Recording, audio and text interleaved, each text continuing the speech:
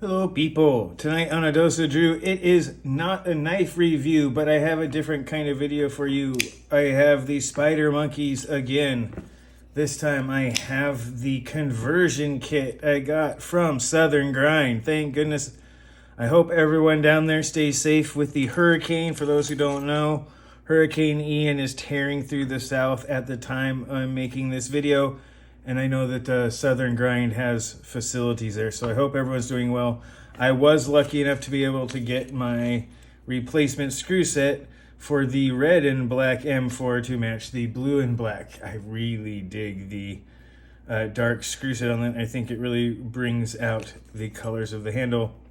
Plus, I kind of have a Nightwing and Deadpool sort of thing going on here, and I really want to get the black in there. However, this means we have to use what is probably my least favorite thing about Southern Grind knives. And it's the Snake Eyes tool. I know you can get these in other, but seriously, I'll tell you what the worst part about this thing is. It's an aluminum one, man. That's what sucks about it. It's not that cool. Okay, this, by the way, for anyone who does not know, is the CRKT bit driver. There is a whole roll you can get. Review on this coming up soon. It's pretty good for the price. It is brass.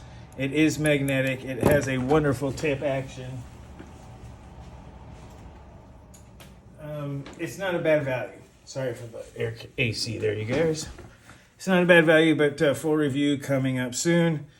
But as you can see, everything on this one is this brushed satin, which is beautiful. But once you see just how much the logos and everything pop on that black, I think it really just makes it stand out. So, woo! Don't be bumping that too much. All right, so with no further ado, gotta start. This, by the way, is the Weeha. A lot of other places recommend it. I have some other bit drivers you might see in here. You can also find in a lot of places things like this little Husky one. This is a ratcheting bit driver. That is a reversible and then locked in middle. Really nice and cheap. I have not had any problems using this brand personally. It is cheap in the inexpensive sort of way, but it seems to be decent enough.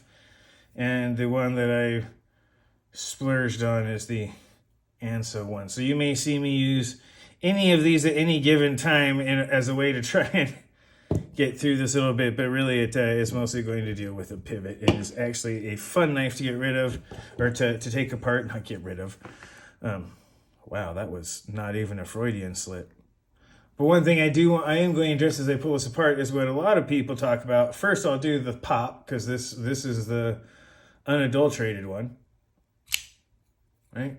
Pretty solid. You can get a little bit there if you get a little. Right? It's very, very nice. It seems to have a, I'm not doing it very well now. There we go. There's that little thunk. Now, there we go. Starting to get that kind of resonance. I'm going to talk about that as well as something that a lot of other people mention, and that is, if you see that, 90 degrees off, pivot lash. The two are related. We'll get back to that. Because in this example, there's also limited edition. Exact same amount of pivot lash. I have adjusted the washers, which is why there's a new set in here. So there's not quite as hard a thunk. It doesn't resonate as well because the washers aren't as tight in this one. That's going to be fixed as well by this new kit. So again, for the second time without further ado, because I had a do after that, I'm going to go ahead and try and pop off. I do use Loctite because I don't usually take these apart. I had no real intention of pulling this apart until I knew that I could get the black screws. So you may see not only some Loctite, but a high likelihood of an overabundance of it. Because I believe at this time I may have even been using the purple Loctite instead of the blue paste. Which if you've ever used the purple liquid Loctite and you just have a little dipping station that you use for like little screws like this, you know that an overabundance is usually the most feasible method. Nice and set a little bit. And that goes for all of the little screws there. And now we go to the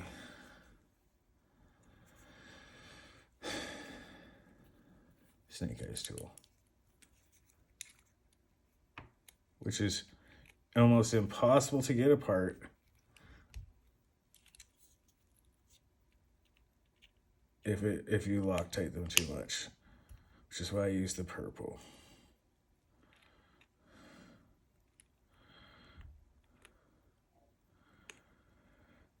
I'll probably not use Loctite on this again, and that is the reason I don't like it.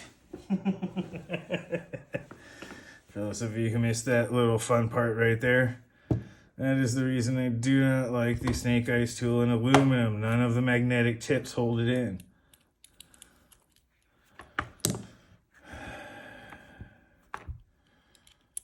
Just at this point.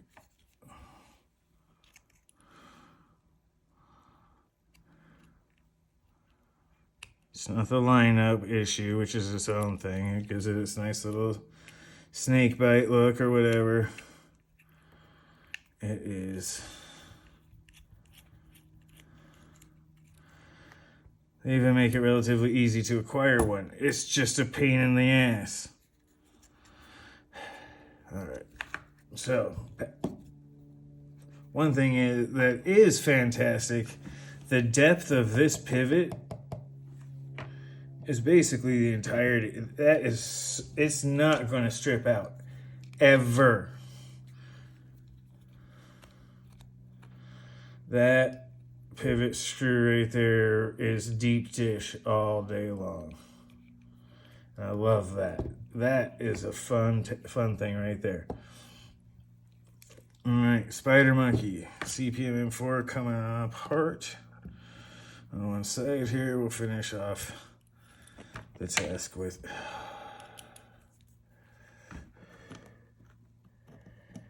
There's lots of ways to do this. The fact that I have to make some sort of special pattern because I'm working with these sucks. It's like, oh yeah, the spider monkeys. Oh, I gotta do something with them. Crap. But once you get into the swing of things, it is relatively less difficult. You can set this on here, each screw, get it in there, and then place the driver.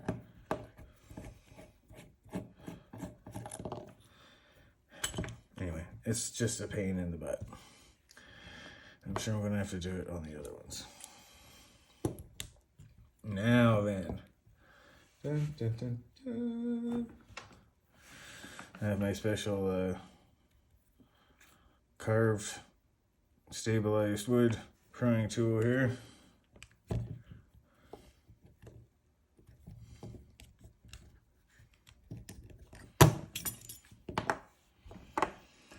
And boom, we are loose. It's hard to see with the oil, but I have indeed polished these washers to quite a sheen. They are both all very, very thin now. So, oh boy. So we have the we have a little small pivot here.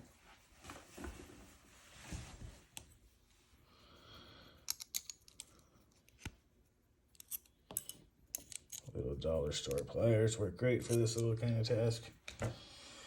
Wow. So there is that part. quite the thing there. Alright, looks like we're gonna have to get some cleaning action rocking.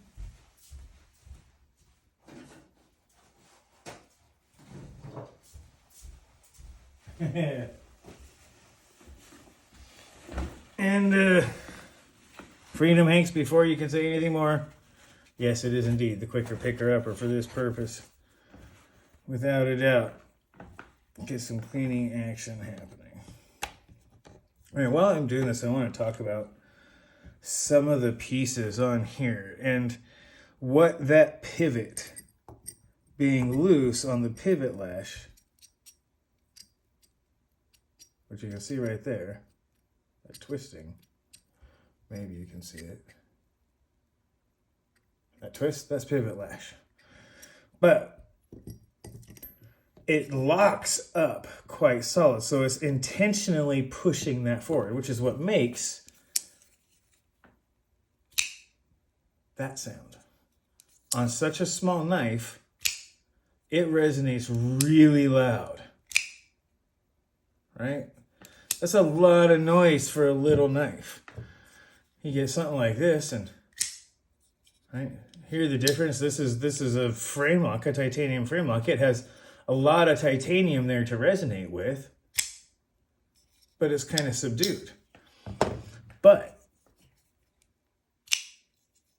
that specific sound right there, that's that lock bar pushing against that thing and locking it into there on the titanium barrel pivot onto the steel, creating that resonant sound. It is a very specific sound.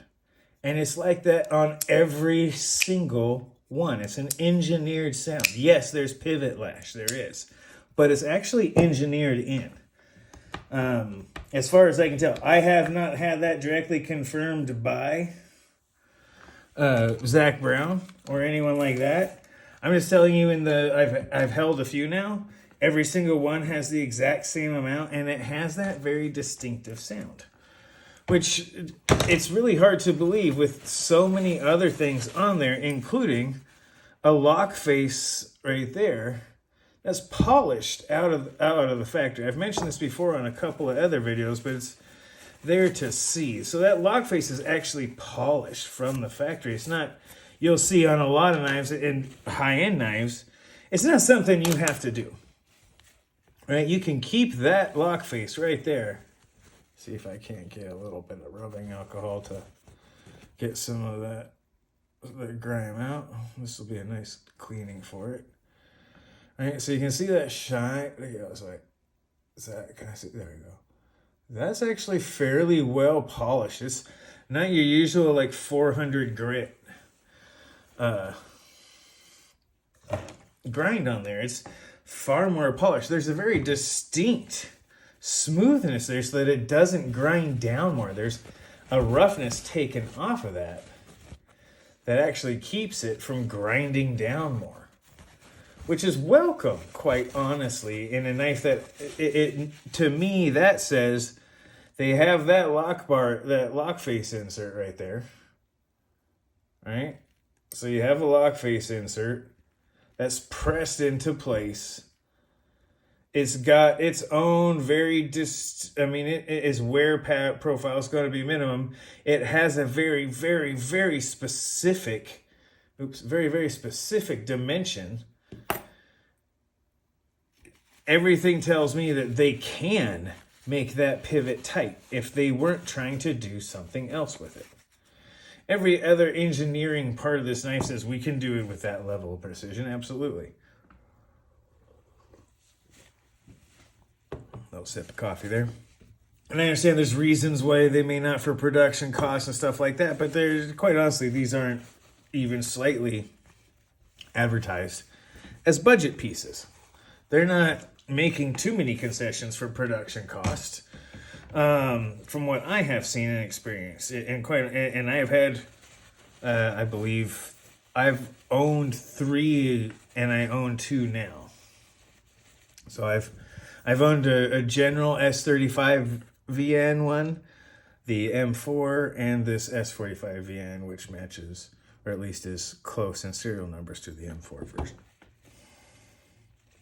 But it is definitely something that makes it worthwhile. So there's a lot of stuff on there that really leads me to believe that's not. And while you could hear that these weren't quite making the sound that the previous ones are, I think you'll see once I get the new ones in. It'll take a little breaking in. Definitely no Loctite, so we're going to have to make sure that the coating and stuff breaks in. But I've noticed that the pivot, because of that lash, doesn't need as much breaking in as much as the washers do.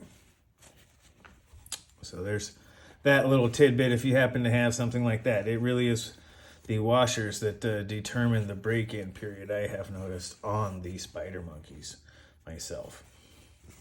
Again, my only complaint is because I love this knife so much as I wish this little space right here was a little concave where there was almost like a continuation so that the finger had a little nook, but that's my personal preference. All right, get some standoffs, I believe.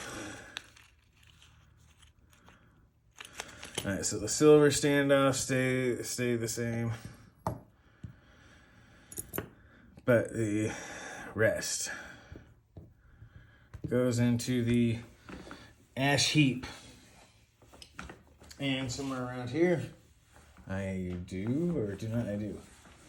I will do a quick little rundown on what I do for the washers without over polishing like I did on the other one. Dun, dun, dun, dun. And the changeover kit, pivot.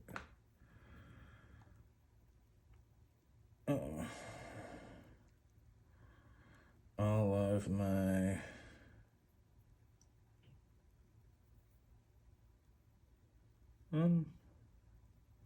snake eyes.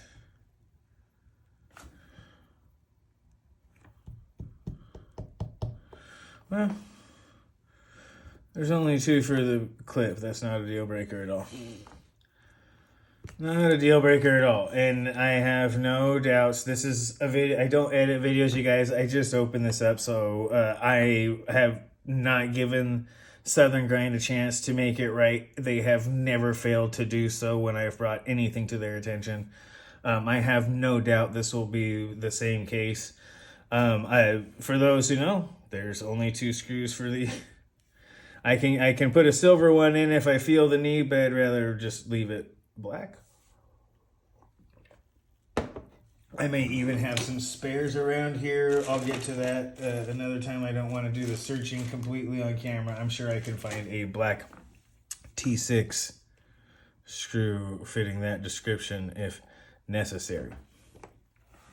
Bigger thing for me right now is deciding which of the sides of the copper I am going to actually try and polish. And sometimes you can feel they almost have like a curve, like you can tell which side the punch went down through, right? It's rounded down, and then the back side almost has like it's been brushed, but there's a definite difference.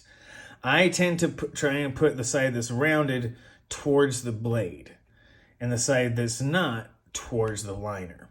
And that means I rough up the side that's towards the liner.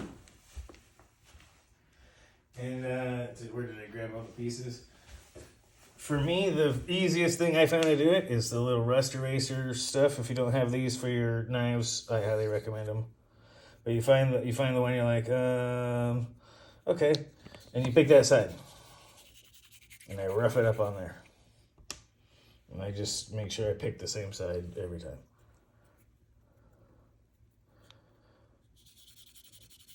And that side's roughed up. And I want it evenly random. The roughed up sides are down on both of those. And then you can take, since it's phosphor bronze, any sort of stropping material, even just essentially raw leather will work too. For me, I have a diamond strop here that's at approximately 5K.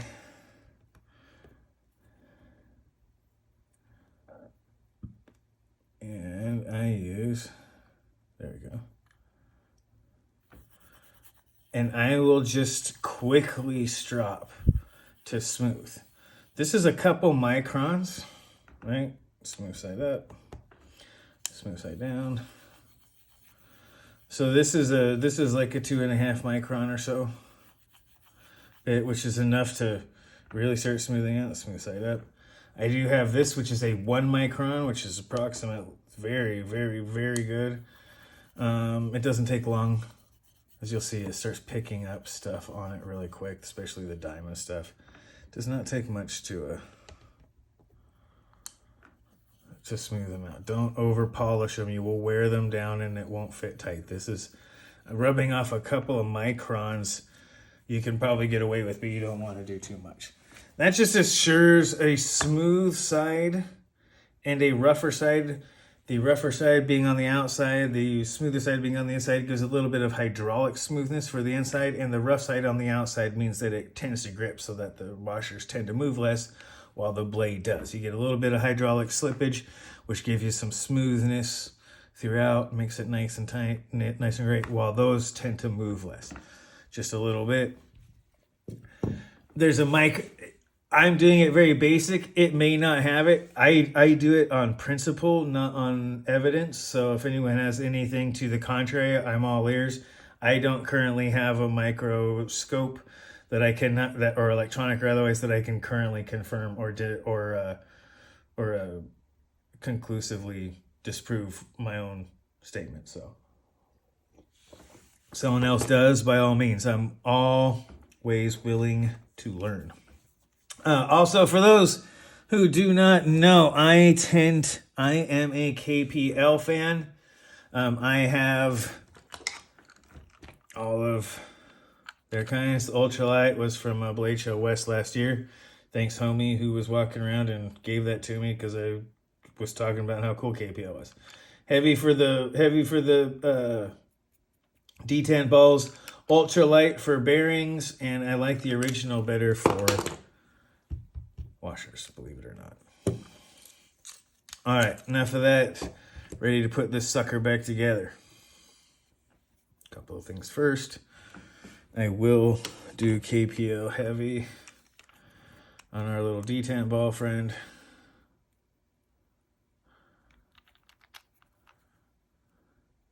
And also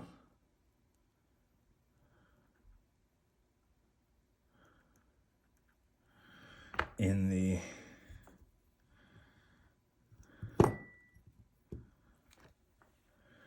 detent receptacle itself, which happens to be, by the way, I don't know if anyone noticed that, it goes all the way through.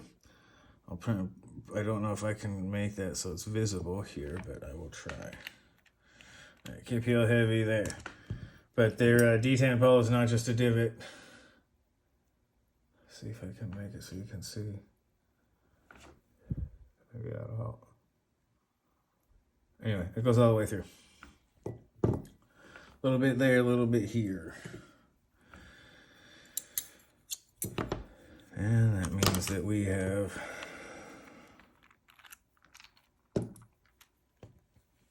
preparations.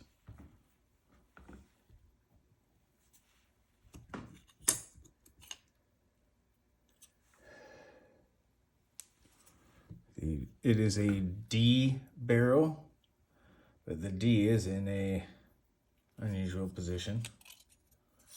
No pun intended.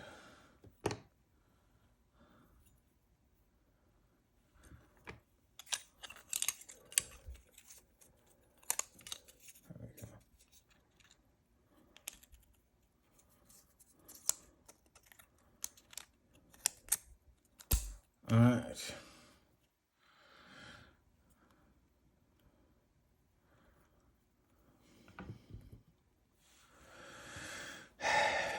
Black on that one. The pivot goes down. No, all the way in. Dun, dun, dun. And our standoff barrel. And our standoff barrel.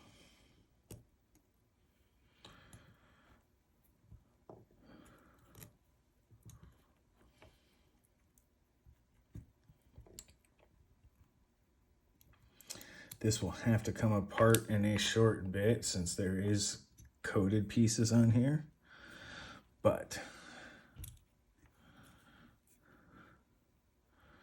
mostly as a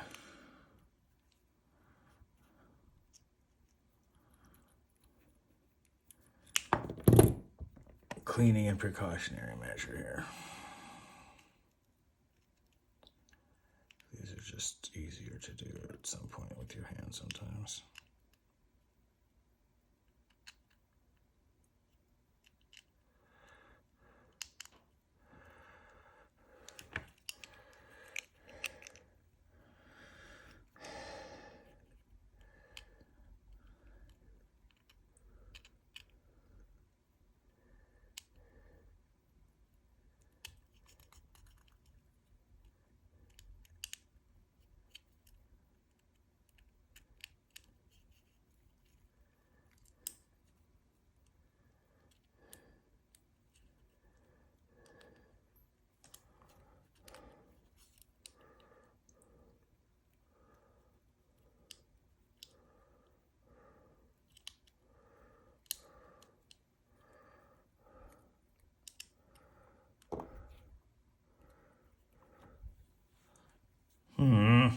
Frustrating when you can't really use the tool properly ever. Yeah, so there's that.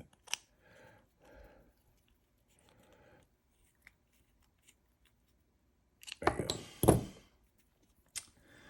Yay.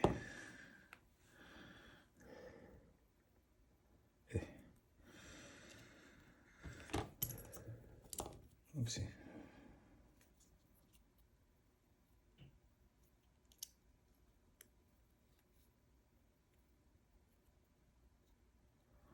Well, there's that.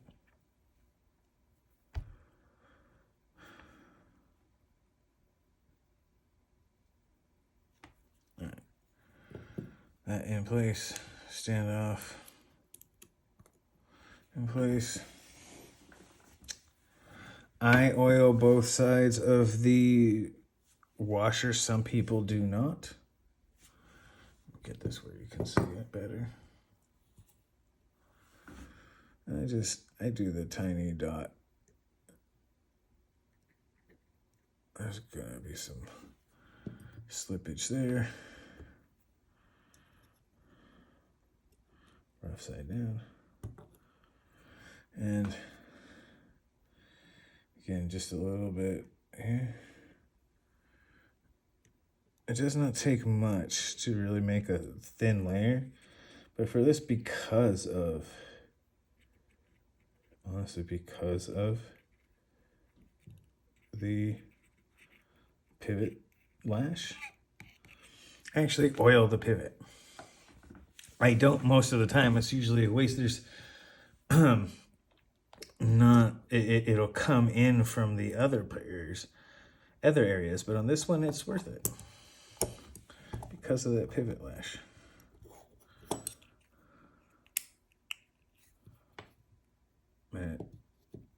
That engineered gap to make that right. I'm telling you, that pivot lash is engineered in, and it has a purpose.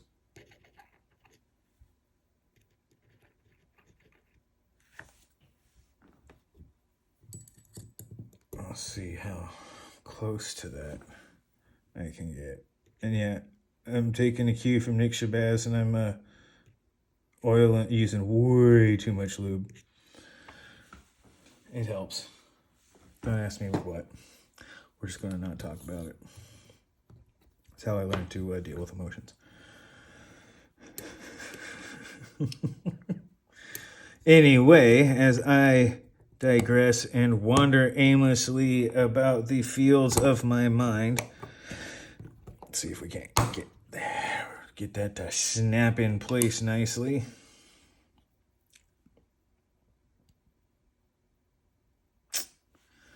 Looks like I'll have to talk to him about the black pivot screw as well.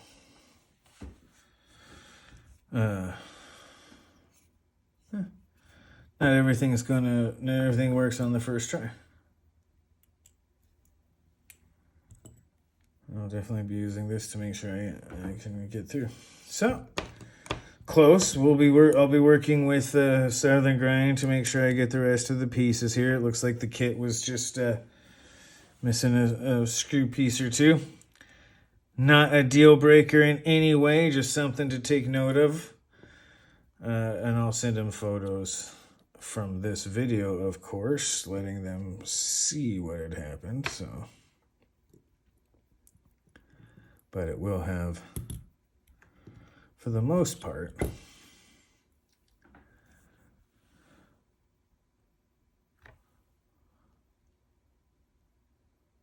something's wrong. That's not right.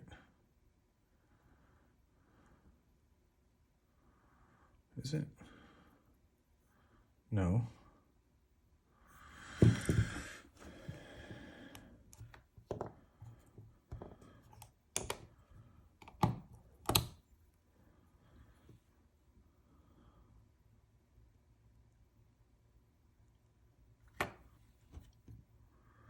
I'm not sure it matters though. So far it's working.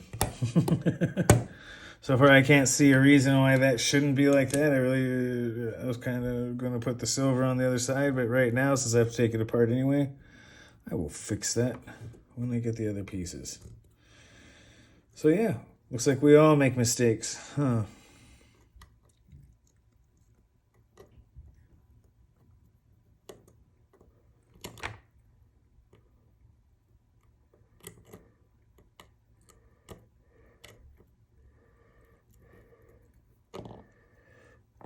All right. Sometimes this is so annoying.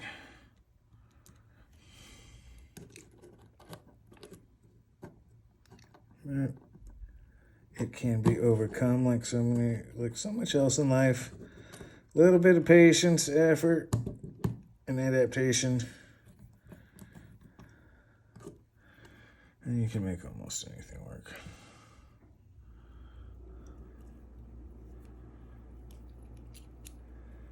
And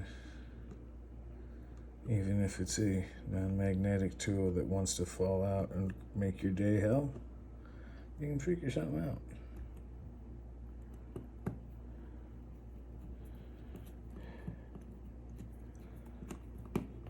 Yes, I will say, the maintenance hassle that this presents is, it's doable, but I wouldn't call it non-trivial. And I mean that as a place of obvious admiration and love for the knife. The difficulty of the maintenance procedures is not fantastic. And, however, that being said, there are some things which are just able to be done. Loosen this bad boy down, or cinch it down, not loosen it down. Loosen it down sounds like something else you're trying to do. Sounds like you have ulterior motives. Just gonna say. Oh, and they're going in. It's angling up nicely, so those are cinching down. So far, this has been, other than the missing pieces and my putting the pivot barrel in the wrong way. If it was in the other side, it would be the right side. Depends on which way it goes with the pocket, I suppose. We'll see. We shall see. And of course, quick reminder that I have two pieces that I need to talk to him about. I'll get this one little. There we are. So those are cinched down.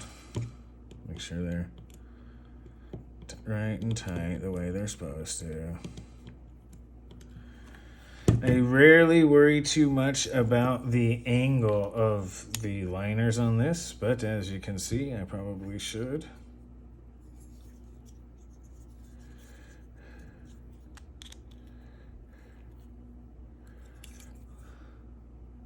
There we go. Oh, or maybe just a little bit less.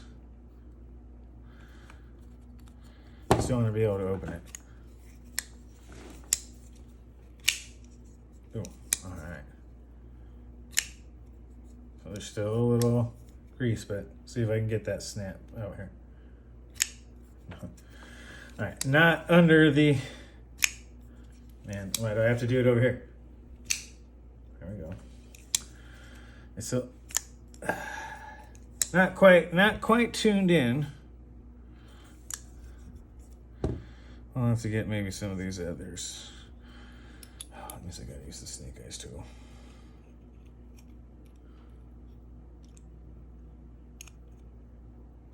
When you dread using the tool that comes with it, you kind of have to question some things. I'm just going to say.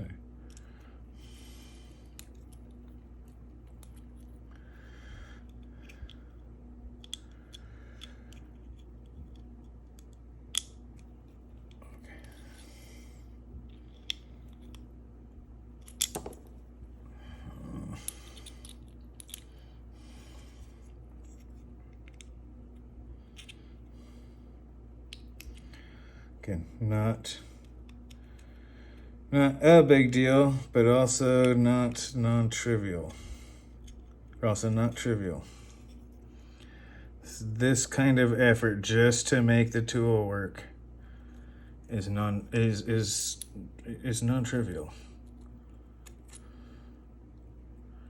It really just begs the question why.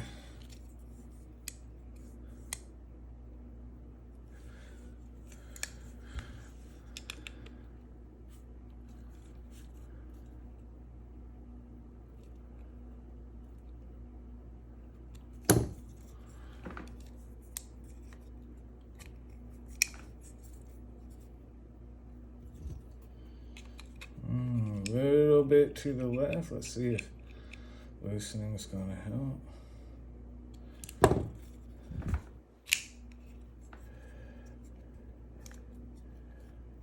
Pretty loose right there.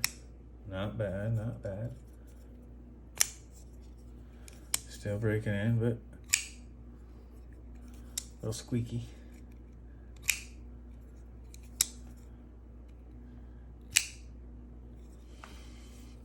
Not quite as snappy as that one, but maybe you've heard this just a little too much, and we'll bring back, all right, or a liner lock versus, right, that snap when it engages is significant. All right, this is another 40-minute video, guys, but there it is. The change over to black as I work on the progression of the Deadpool and Nightwing versions of the Spider Monkey here. Couple of pieces missing, but really starting to work on that coloration and getting it right. But I'll work with customer service. They're usually great, and as soon as they are done with their hurricane and the world is getting to more normal, I'm sure they'll be able to fix me right up. Until then, I hope everyone down there and their families is doing just fine, along with everyone else in the world who is under stress and suffering. Remember, we're all in this together, and you're never alone. All right, everybody, that is the end of my maintenance video and EDC review. This has been Friday Night Knives on A Dose of Drew. I am said Drew. Go ahead and watch it twice, comment as much as like, come back, remember to like and subscribe. This has been A Dose of Drew. I am said Drew. You guys have a great night.